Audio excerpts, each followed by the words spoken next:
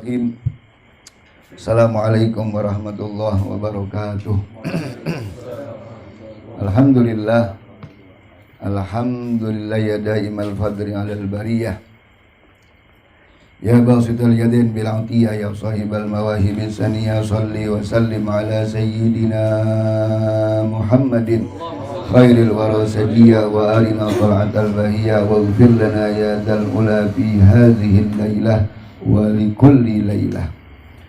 Subhanaka la ilma lana illa ma 'allamtana innaka antal alimul hakim wa tub 'alaina innaka antat tawwabur rahim. Rabbi israh li sadri wa yassir li amri wa hlul 'uqdatam min lisani yafqahu qawli wa saddid fi lisani wa hdi qalbi bihaqqi nabiyikal karim sayyidina wa maulana Muhammadin wa ala alihi wa sahbihi ajmain. Nawaitu ta'allum wa ta'lim wa naf'a wal intifa' wal muzakkara wa tazkir wal ifada wal istifada wal hassal tamassuki bi kitabillah wa sunnati rasulillah sallallahu alaihi wasallam wa du'a ilal huda wa dalalal khair ibtigha'i wajhillah wa mardati wa qurbi wa sawabih ya arhamar rahimin wa ya akramal akramin wa ya dahirad dahirin walhamdulillahi rabbil alamin. Alhamdulillah wa syukrulillah. Di malam yang ke-14 di bulan Jumadil Tsani atau Jumadil Akhir 1442 Hijriah, kita masih dikumpulkan oleh Allah dalam rangkaian perkumpulan yang diberkahi oleh Allah Subhanahu wa taala. Kita yakin perkumpulan ini sangat banyak cucuran rahmat daripada Allah Subhanahu wa taala, yang mana sama-sama dewek kita bisa rasakan dari sebelum zikir, setelah kita zikir hati kita lebih tenang, pikiran kita lebih luas dalam memandang rahmat dan karunia Allah Subhanahu wa taala. Nah, tinggal kita menjaga lisan-lisan yang sudah kita basahi dengan zikir agar lisan itu menjadi barokah, menjadi kebaikan, menjadi doa yang diijabah oleh Allah Subhanahu wa taala. Maka salah satunya kita jaga lisan kita dari hal-hal yang membawa kepada bencana lisan. Karena 80% dosa itu salah satunya adalah perbuatan lisan. Al-kazib, bohong lisan. Ribah, ngomongi wong, walaupun yang kita omong itu benar, itu lisan. An-namimah, ngadu domba, itu juga dari lisan. Banyak mencela orang, itu semua dari lisan. Jadi oleh karena itu hati-hati. Dalam kitab Bidayatul Hidayah, dalam kitab Al-Azkar, Al-Imam An-Nawawi Al-Bantani itu banyak sekali menjelaskan tentang bahaya-bahaya lisan. Itulah guru-gurunya kita, Al-Habib Umar bin Salim bin Hafiz bin Syekh Abu Bakar, yang mudah-mudahan beliau selalu diberikan kesehatan, keafiatan oleh Allah Subhanahu wa taala. Beliau mendidik murid-muridnya jangan ngomong tidak cuma dalam kondisi 3 hal. Sebab zikir yang sudah kita baca, dia akan menjadi rusak kalau tidak kita jaga lisan tersebut. Apa sampai Rasul menyatakan salamatul insan fi hibzil lisan. Keselamatan manusia tergantung cak mana dia mampu menjaga lidahnya. Sampai Sayyidina Umar bin Khattab radhiyallahu ta'ala anhu wa arda menyatakan al-lisanu sab'un idza huliya anhu akaru. Lidah ini ibarat singo. Kalau tidak benar-benar, maka dia bakal nerkam dirinya dewe. Nah, oleh karena itu Al-Habib Umar bin Hafiz bin Salim bin Syekh Abu Bakar, beliau menyatakan yang pertama, kalau tidak kita dalam rangkaian zikir dan suluk, lebih baik diam. Jadi kalau tidak zikir, baca Quran, nah itu lebih baik kita diam. Sebab lidah ini kalau sudah ngomong kadang-kadang payah ngerim. Sampai dalam ungkapan Rasul dinyatakan ngomong yang mubah itu bisa ngelapkan hati. Ngomong ngalur ngidul, itu bisa ngelapkan hati. Karena pasti kaget nyamber kepada hal-hal yang dilarang oleh Allah Subhanahu wa taala. Pasti itu. Beli di mana pempek ini? Mari di sana. Berapa? 3.000. Lemak nih aneh. Apa pempek itu 3.000 dah lemak Mulai kan? Mulai itu. Nah itu lebih baik. Itulah ngapa kalau ulama di sela-sela obrolannya pasti disertai zikir la ilaha illallah. Ya Allah. Nah itu. Sebab lidah ini kan jatuhnya ke hati. Hati yang sudah kita bersihkan dengan zikir, sayang kalau kita kotori terus. Nah itu. Zikir, sholawat, atau yang kedua beliau bilang, kalau tidak mampu kita berzikir atau dalam kondisi kita tidak berzikir, maka yang bentuk yang kita sampaikan adalah ilmu. Walaupun obrolan ada manfaat. Majelis walau betul kalau dibicarakan ilmu, maka yang turun adalah rahmat, para malaikat berkumpul. Nah yang ketiga, ini yang lebih luas lagi, dakwah. Apapun bentuknya, selama itu bentuknya dakwah, mengajak kepada kebaikan, mencegah kepada kemungkaran, maka itulah tugasnya lisan. Kan sampai Nabi menyatakan, man ra'a minkum munkaron. Kalau kamu jenguk kemungkaran, falyughayyir biyadi, kau rubah dengan tanganmu. Fa in lam yastati, kalau tidak mampu, fa bilisani, dengan lisanmu omongi. Fa in lam yastati, baru fa biqalbi. Kalau memang tidak baca, kekuatan tangan tidak kati, ngomong tidak baca, maka baru dengan hati. Dan itulah serendah-rendahnya iman. Kita menolak kemaksiatan itu, dan kita doakan semoga yang maksiat itu terbuka pintu hidayah dari Allah Subhanahu wa ta'ala. Nah, oleh karena itu hadirin, amalia kita pada malam ini luar biasa. Hati kita tersirami dengan rahmat Allah melalui zikir lisan yang kita baca. Oleh karena itu tinggal kita jago ayo lisan kita. Kita jago anggota-anggota tubuh kita dari maksiat-maksiat yang kita tidak sadari, yang dapat membuat gelap kembali hati kita, tidak tenang kembali hati kita, sehingga kita akan terjerumus kepada kemungkaran, perbuatan yang dilarang oleh Allah Subhanahu wa ta'ala. Mudah-mudahan dengan taufik dan hidayah Allah, Allah selalu jaga kita, Allah selalu selamatkan kita dari fitnah akhir zaman. Dan mudah-mudahan berkat zikir yang kita baca, kita yakin dosa-dosa wong tua kita yang hidup maupun yang wafat diampuni oleh Allah Subhanahu wa ta'ala. Dosa-dosa guru kita pun akan diampuni oleh Allah Subhanahu wa ta'ala. Dan mudah-mudahan semua kita akan diwafatkan dalam keadaan husnul khatimah, amin ya rabbal alamin. Hadirin yang dirahmati oleh Allah, meneruskan pembahasan dalam kitab masalah sholat kemarin. Kemarin kan kita sampai batas iktidal pas sholat subuh.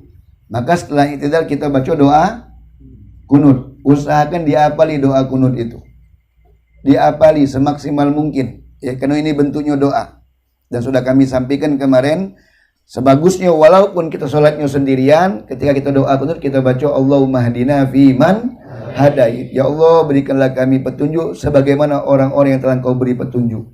Maksud di sini kami, di situ kata ulama, telinga kita minta kepada Allah selalu diberi petunjuk. Artinya telinga ini mendengar yang baik-baik. Ketika yang mendengar yang tidak baik, dia menghindar. Aku tidak dengar Ustaz, tapi kalau kita masih diam, masih menikmati itu, menghindar. Jadi usahakan ketika doa kunut itu dibaca dengan menggunakan jamak. Allahumma hadina fiman hadait. Kita makmum amin, wa afina fiman afait, amin. Masih bentuknya doa itu. Sampai ketika fa innaka taqdi wa la yuqda alaik, itu bentuknya pujian, lembutkan. Fa innaka taqdi wa la yuqda alaik wa innahu la yazillu man wa la ya'izzu man adait. Tabarak rabbana wa ta'ala wa lakal hamdu ala ma qadait wa nastaghfiruka wa natubu ilaik. Baru wa sallallahu ala sayyidina Muhammadin nabiyil ummi wa ala alihi wa sahbihi wasallam. Kalau wa sallallahu wasallam turun tangan, baru kita sujud. Angkat tangan lagi dah? Tidak usah. Ingatilah, cuman 4 tempat yang disunahkan kita mengangkat tangan di dalam. Pertama, inda takbiratul, takbir pertama. Yang kedua, wa indar ruku, setiap ruku. Minal jinnati wan nas. Allah, ingat, panjangkan agar setiap gerakan kita dalam keadaan zikir.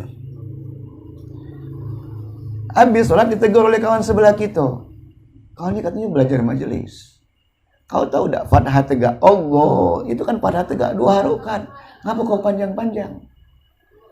Jawabannya simpel, yang ku baca ini zikir. Membaca tajwid itu berlaku ketika membaca Ay, kau ini macam-macam. Nah, itu yang kau pelajari. Gitu. Karena kondisi sholat itu aqimis sholata li zikri. Dirikan sholat untuk ingat sama Allah. Tuh. Ya. Jadi wa indar ruku wa indal i'tidal ketika mulai berangkat tuh mulailah sami Allahu liman hamidah rabbana lakal hamdu, boleh rabbana walakal hamdu. Jadi ada dua hadis tuh, hamdan katsiran thayyiban mubarakan fi mil'as samawati wa mil'al ardi wa mil'a ma syi'ta min syai'in. Itu luar biasa kan kemarin pahala yang Allah berikan, mil'us boleh. Nah sekarang kita ke sujud. Ya, sujud. Allah sunnahnya ketika sujud yang nyampak dengkul dulu. Kalau memang kondisi kita gemuk, ya kita tidak bisa melakukan sunnah itu. Maka kita tangan dulu. Tidak mungkin kita dengkul dulu kan. Tuh. Allah dengkul, tangan turun, dahi nempel. Nah itu. Baru agak ditekan. Nah, kemarin sudah pernah kita bahas masalah sujud. Faslun. Surutus sujud sab'atun. Syarat sah sujud itu ada 7. Jadi kalau kita ingat sujud itu adalah rukun dalam sholat. Ketika sujud kita sikok berusak, ini kan ada 7 nih. Sikok berusak maka sujud kita tidak sah. Ketika sujud kita tidak sah, secara otomatis sholat kita tidak sah. Tuh. Yang pertama, ayyas juda ala sab'ati a'dha. Dia harus sujud di 7 anggota sujud. Itulah kemarin kami kasih soal. Kalau dia sujud tapi dahinya tidak nempel, kena takut. Sejadahnya ini banyak pasir. Ngambang. Tidak sah. Dia harus sujud di 7 anggota sujud. 1. Nih, jabah. Yeah. Di sini dijelaskan oleh yang namanya ulama itu. Yang namanya al-jabhatu ma baina saddughain taulan. Ini nah. Sepanjang ini namanya jabha. Jadi kalau ditempel salompas di sini, ditempel handipas ini masih nempel, masih sah. Nah, inilah batasnya. Nah. Sampai ini hijabun alis. Nah. Tuh. 2, 3 telapak tak? Allahu Akbar. Jari jemari lurus ke arah kiblat. Ini untuk laki-laki diangkat sedikit ini sekutnya dimekarkan sunnahnya. Ya. Kalau mah ini sah, cuma tidak dapat nilai sunnah, mekar ke dikit. Jangan mekar ke habis. Sebelah ribut. Ya. Kita harus ngerti, itulah hebatnya berjamaah itu ya Allah. Ya. Kalau ngerti dalam sholat berjamaah itu belaman hidup sebenarnya. Ya. Gimana itulah tadi? Nggak sabar. Ya. Tuh. 2, 3. Terus yang keempat, yang kelima dengkul. Tuh. Artinya dengkul itu nempel, bukan harus dibuka dengkulnya. Yang keenam dan ketujuh itu telapak kaki. Jadi ini saya kaki nih, ini bagian ininya, ini bagian bawahnya. Nah ini nah. Kalau bisa limo jarinya tegak ke. Kalau tidak bisa sikok jadilah. Kalau dia ada kata kendala ngelepek, maka secara otomatis sujudnya ada 1/7 dari anggota sujudnya yang tidak memenuhi syarat. Sholatnya tidak sah. Karena sujudnya tidak sah. Nah itu. Ya. Antakuna jabhatuhu maksyufa. Jabhatuhu maksyufa. Nah ini lagunya kita kopiah. Ya, ngapa kita harus berkopiah dalam sholat? Pertama supaya rambut tidak nutupi dahi. Yang kedua, ngapa kita pakai kopiah? Karena Rasul pun sholat, malah beliau sholat tuh pakai imamah. Ya, tapi imamah itu ingat, dahi jangan nutupi. Mentang-mentang nak berimamah dikibet kenyogalo, apa gendongan adiknya, tapi nutupi dah, jangan harus terbuka. Bagusnya imamahnya putih, kopiahnya putih. Ngapa? Karena lebih bercahaya. Ya kalau ulama tasawuf ini harusnya kita. Harusnya kita ketika kita tutup maka akan tampak cahaya di wajah kita. Bukan kopiah ini takoan, bukan. Sudah tu pula kalau kita berkopiah kan agak terjaga nak macam-macam. Nak nego cewek tu kan malu. Itu ada Wak Haji negor cewek. Berarti Wak Haji itu belum belajar. Janganlah ngurusi wong lah. Nah Wak Haji. Segala Wak Haji. Yang penting kita. Nah itu ya. Ya putih. Ngambil sunnah. Ya lama-lama panggil orang mana Wak Haji. Kan malam. Amin. InsyaAllah pacak pergi. La ilaha illallah. Amin. Atahammulu bi ra'si. Jadi yang namanya kepala ketika kita sujud, di sini dijelaskan oleh muallif dalam kitab Nailatul Roja, syarahnya kitab Safinatun Najah, ketika kita dalam posisi sujud itu kepala kita tuh lebih rendah dibanding apa namanya ini nah. Kalau sejajar, misalnya kita sholat saking padatnya masjid itu kita sholat di tangga masjid, ketika kita sujud ini kita sejajar dengan kepala kita, tidak sah sujud itu, harus lebih rendah. Malah subhanallah, wong ahli sujud itu luar biasa. Jarak yang paling terdekat dengan Allah itu ketika sujud. Wong yang mampu meletakkan dahinya yang mulia, kepalanya yang mulia ke tanah, itu akan muncul ketawaduan di dalam dirinya. Rendah diri di hadapan Allah, rendah hati di hadapan manusia. Tak kata ada kebanggaan. Sebab penyakit kita yang sudah majlis ini kan kadang-kadang galak muda lain. Ya jalan pun lain. Tak panggil ustaz tak noleh. Ya. La ilaha illallah. Hati-hati ya. Tu bahaya kita. Setan ni yang mana caranya rusak. Nah, itu.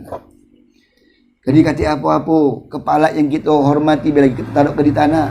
Kata nilai kita di hadapan Allah. Itu makna sujud itu luar biasa. Jadi banyak-banyak sujud Ustaz. Iya maksudnya banyak solat. Ada kepengen solat bewudu. Wala yasjuda ala syai'in yataharraku biharakati. Yang selanjutnya yang kelima, yang keempat Yang keempat, jangan sujud di sesuatu yang bergerak yang mengikuti gerak kita. Tunjuk tahu istri kita hati-hati yang sujudnya. Ketika sujud, dia sujud di telekungnya. Maka tidak. Karena telekung itu mengikuti gerakan dia. Kita pakai serban solat. Boleh tak? Boleh. Tapi hati-hati. Ketika serban nyampak tempat sujud. Kita sujudlah di serban kita tadi. Kita bergerak, serban melok bergerak. Tak sah. Nah itu. Hati-hati itu. Ya.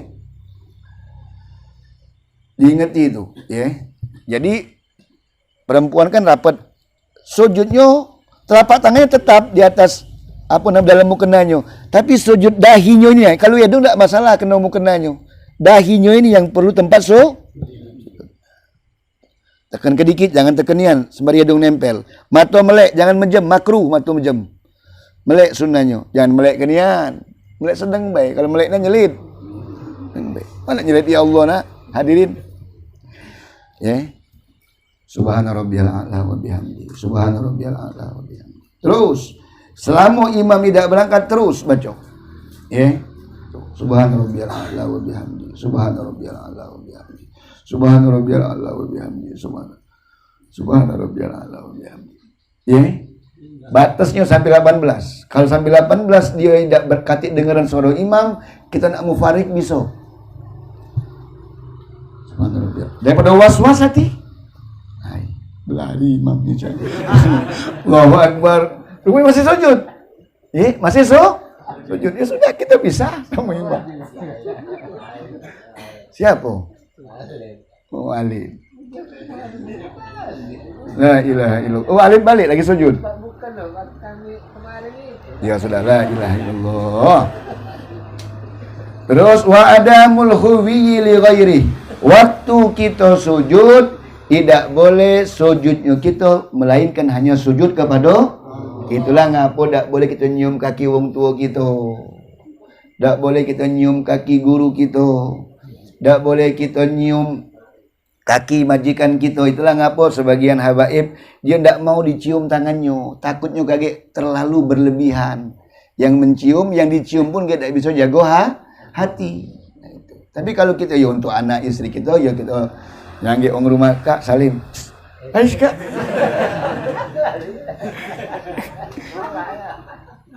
Belum ada orang rumah kita.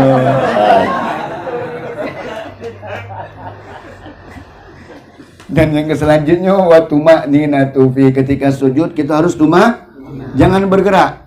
Walaupun seukuran subhanallah lah pacak kita bangkit. Allahu akbar. Tidak baca kita subhanallah wa bihamdi. Nak cepat kita. Paling tidak baca subhanallah. Paling tidak mengukurkan Allahu akbar subhanallah. Allahu akbar. Baru duduk antara dua sujud. Rabbi firli warhamni wajburni warfa'ni warzuqni wahdini wa'afini wa'fu anni. Itu luar biasa, ya. Sebenarnya dengan sholat itu sudah cukup, doanya luar biasa, ya. Tuh. Luar biasa itu, kabul baik. Doa-doa yang kita baca itu akan diijabah oleh Allah Subhanahu wa taala. Insyaallah doa duduk antara dua sujud kita akan bahas pada pertemuan selanjutnya. Mudah-mudahan bermanfaat. Mudah-mudahan sedikit demi sedikit yang kita pelajari terus menjadi amal kita untuk kita pahami dan kita dakwakan, dan teruslah kita berusaha untuk menjaga diri kita terutama di akhir yang penuh dengan fitnah ini dari segala maksiat, agar benar-benar kita selamat dari fitnah akhir zaman. Allahumma inna na'udzubika min azabi jahannam wa min azabil qabri wa min fitnatil mahya wal mamat wa min syarri fitnatil masihid dajjal. Rabbi fanfa'na bi barakatihim wa dinal husna bi hurmatihim wa aminna fi tariqatihim wa muafati minal fitani wallahu alam bisawab. Sebelum kita doa khatamul Quran, nanti dibuka list baru, kalau bisa jangan terlalu lama.